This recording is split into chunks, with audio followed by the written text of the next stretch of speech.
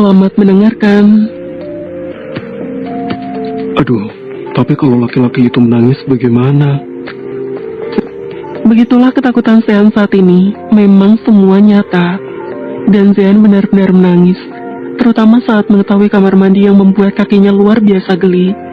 Tembok yang penuh coretan, teman satu sel yang bau keringat, dan juga pria cabul penyimpan poster berbagai wanita itu membuat Sean benar-benar menitikkan air mata. Hito yang diberi kepercayaan untuk mengasuhnya hanya bisa menghela napas pelan. Sean bilang adik kembarnya itu bisa menggantikan dia untuk meneruskan kegiatan mereka. Namun faktanya justru berbeda dan cara dia mengajar cukup mengerikan. Selepas Tisha, mereka melakukan amanah Sean untuk belajar bersama guru yang baru. Belajar memang, tapi tidak sama seperti maunya Sean. Awalnya semua normal, sampai akhirnya terjadi adegan saling pukul dengan bantal. Lantaran Sean memaki John setelah 15 menit tidak mampu mengerjakan soal fisika yang Sean berikan. Kini menjelang larut dan semua sudah lelah, Sean masih termenung menatap para tahanan yang bisa tidur bahkan mendengur begitu kerasnya di tempat yang luar biasa tidak nyaman ini. Cik, bisa-bisanya kau mau melakukan semua ini, Sean. Tahu begini, aku minta kasur sama Yuda. Saat ini mungkin Sean tengah merasakan kehangatan di sisi sang istri. Sean justru sebaliknya, hanya demi Sean, dia bahkan rela berbohong pada Sheila dan mengatakan keluar kota demi mengikuti kajian ustadz panutannya di Boyolali. Istrinya yang memang sebegitu percaya pada suami hanya iya-iya saja tanpa tahu saat ini Sean tengah merutuki nasibnya. Rasa kantuk itu sudah mendominasi sebenarnya, tapi untuk merebahkan tubuh di lantai beralaskan tikar ini membuat Sean berpikir ribuan kali. Begitu banyak yang dia pikirkan akan terjadi setelah dia benar-benar tidur nanti. Gatal, pegal-pegal, ternoda air liur teman di sampingnya, takut dipeluk, dan juga dengkuran mereka membuat Sean stres seketika. Hei bocah, mau sampai kapan kau berdiri di situ? Tanya Hito yang merasa terganggu dengan sosok Sean yang berdiri menghadap ke tembok, seraya memeluk bantal milik Sean itu. Saya tidak bisa tidur di tempat seperti ini, Bang. Mau tukar di sini. Hito menawarkan kasur usangnya. Sean meliriknya tanpa minat, dan hal itu kembali membuat Hito mengurut dada. Wajah mereka nampak sama, tapi demi Tuhan, sifatnya jauh berbeda. Andai saja bukan Sean yang meminta melindungi saudaranya itu, mungkin sudah itu hajar sejak awal masuk sel. Jangan banyak mikir. Kalau mau tidurlah di sini. Mau sampai kapan kau menunggu? Kau harus membiasakan diri. Siapa tahu Sean lama di luar. Mata Sean membulat sempurna kalau mendengar ucapan Hito. Yang benar saja jika harus lama. Perjanjian awal mereka hanya sehari semalam, tidak lebih. Mana mungkin Sean bersedia jika harus berada di sini beberapa hari lagi. Mau tidak, Bang? Salah satu hal yang paling tinggi di dunia ini adalah ego dan gengsi seorang Sean Andriatama. Meskipun hatinya menginginkan dan tubuhnya juga sama lelahnya, dia tetap berusaha untuk tidak memperlihatkan bagaimana perasaannya. Menurutku tidak, tapi entah menurutmu bagaimana? Tipis, pasti pinggangku sakit. Makhluk lemah seperti Sean mampu membuat Hito seakan tidak ada harga dirinya. Di dalam sel ini dia adalah seorang pemimpinnya. Bahkan selama ini tidak ada yang ditawarkan hal baik seperti itu kecuali Sean. Kini kebaikan hati Hito dihina terang-terangan oleh pria itu. Ya sudah, berdiri saja sampai lututmu lepas. Diajak tidur saja susah. Dasar orang kaya. Hito kembali merebahkan tubuhnya setelah menawarkan kebaikan itu pada Sean. Namun belum juga 5 menit Hito menutup mata, Sean memintanya bergeser dengan alasan takut tidur di dekat pintu lantaran terbayang dengan adegan film horor. Seumur hidup, baru kali ini Hito menemukan pria dengan wajah sangar, tapi penakutnya melebihi perempuan. Wajar saja Sean memintanya berkali-kali untuk menjaga Sean layaknya anak sendiri, karena memang persis anak-anak. Astaga, kenapa dia tidur di sini?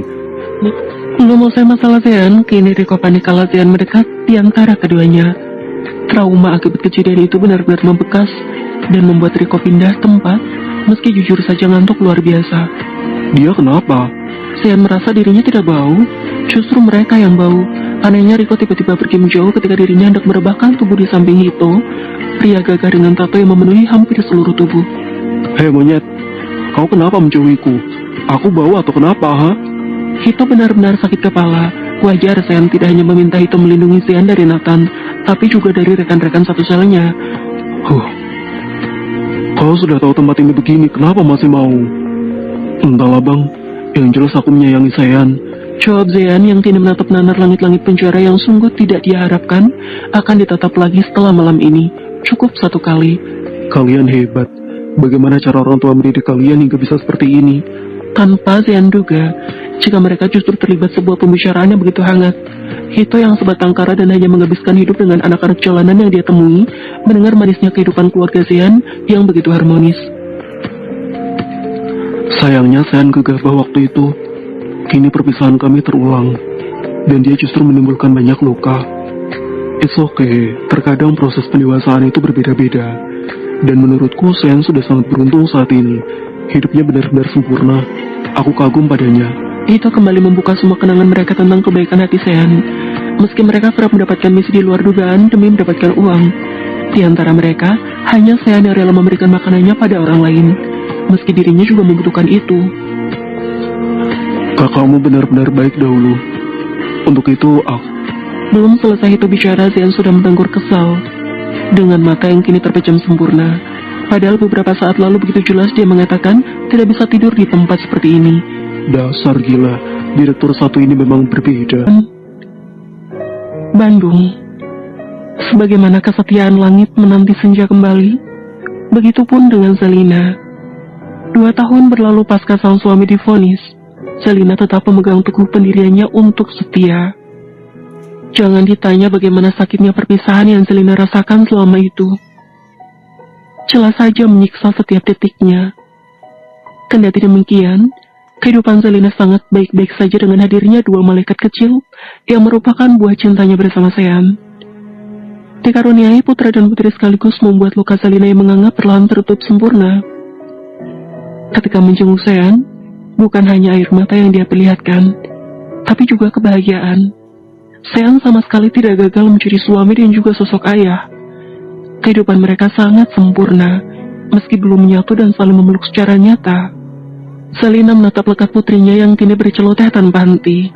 1 tahun 2 bulan, Iklima dan Habil menemani Zelina dengan tumbuh kembang yang selalu berhasil menahan air mata sang bunda. Anak itu hadir bak pelita untuk Zelina yang kerap terjebak dalam gulita. Iklima Zahratun Nisa. Bagus kan? Bagus mas. Lalu satunya siapa? Arsyaka Habil Akmal. Zelina kembali tersenyum simpul setiap kali dia mengingat Zean yang tiba-tiba menggenggam tangannya kala Zelina tengah berjuang hidup dan mati. Setelah dahulu sempat Zelina tegaskan, jangan ulangi nekat keluar demi dirinya. Malam itu, Zean tetap berhasil melakukannya. Pertemuan yang cukup singkat. Tidak sampai 24 jam karena penjaga yang mendampinginya mengatakan Zean harus kembali secepatnya. Terdengar konyol, tapi Zean selalu mengatakan apapun akan dia lakukan di hari kelahiran anaknya. Lamunan Zelina semakin jauh, hingga dia baru tersadar kalau mendengar putrinya tidak lagi berceloteh, melainkan menangis. Kesal sendiri, lantaran tidak bisa menggigit jempol kakinya lebih dalam. Nah, kenapa? Tanya Umi Rosita yang dibuat terkejut kalau mendengar tangisan cucunya di kamar atas. Biasa Umi, gemes sama jempol kaki sendiri. Jawab Zelina terkekeh pelan sembari memberikan asinya sebagai penenang paling baik di dunia. Syukurlah, Umi pikir dia tidak betah di sini, nah. Zelina memang tidak setiap hari ada di Bandung, hanya sesekali dalam beberapa bulan terakhir. Bukan karena dia menjauh dari orang tua setelah dinikahi putra konglomerat seperti tuduhan Ayunda. Akan tetapi jarak antara Bandung dan Jakarta cukup melelahkan untuk dia dan bayinya. Meski ada pengasuh yang selalu berada dimanapun Zelina, dan tentu siap menjaga sang buah hati, tetap saja Zelina tidak ingin mengambil resiko. Karena biasanya jika salah satunya jatuh sakit, maka dua-duanya akan merasakan hal yang sama. Zean bagaimana, nak? Apa mungkin dapat remisi seperti yang Agam katakan kemarin? Insya Allah, doakan saja Umi. Zelina tidak ingin berharap banyak. Kemarin Agam sempat menanyakan hal itu. Zelina belum bisa menjawab pasti karena memang Zean tidak menjanjikan segala sesuatu secara pasti. Sejak kelahiran sang buah hati, keluarganya mulai banyak bertanya terkait pembebasan Zean. Bukan tak alasan mereka bertanya demikian, semua hanya demi buah hati Zelina. Bukan sekali 2 kali Umi Rosita menyaksikan bagaimana cucunya menangis, Kala Zean lepaskan setiap kali wanita itu mengunjungi kediaman besanya. Nah, Umi rasa saran Abrizam ada benarnya. Keluarga Zean kaya. Kenapa tidak pakai cara itu saja, nah? Bukan demi kamu, tapi anak-anakmu, nah. Selina bergeming. Dia tidak ingin kembali membahas hal itu. Bukan sekali dua kali dia mendengar ucapan semacam ini. Hingga akhir, apapun yang Zean lakukan, tetap salah di mata Abrizam. Ketika sang suami divonis, Abrizam justru menyayangkan putusan hakim yang dia anggap tidak sebanding dengan perbuatannya. Karena dia justru menyalahkan Zean yang memilih menjalani hukuman sebagaimana mestinya. Kepala Selina terkadang sakit, tapi dia tidak ingin terlalu memusingkan hal ini. Karena dia percaya, jalan yang Zean ambil sudah paling baik. Tidak perlu, Umi. Sebentar lagi juga Mas Zean bebas. Kami baik-baik saja walau belum bisa sama-sama. Iklima yang kembali menangis membuat Selina berlalu keluar. Mungkin tidak suka berada di kamar, hingga wanita itu memilih untuk turun. Dalam pelukan Selina, sang putri tetap merengek. Sama sekali tidak ada tenangnya. Dia baru diam ketika Kiai Hussein menggendongnya. Jelas saja hal itu membuat keyakinan seseorang yang berada di depan sana semakin kuat. Kasihan putrimu menginginkan sosok ayah, tapi ayahnya memilih di penjara. Padahal kebebasan itu bisa dia beli dengan mudah.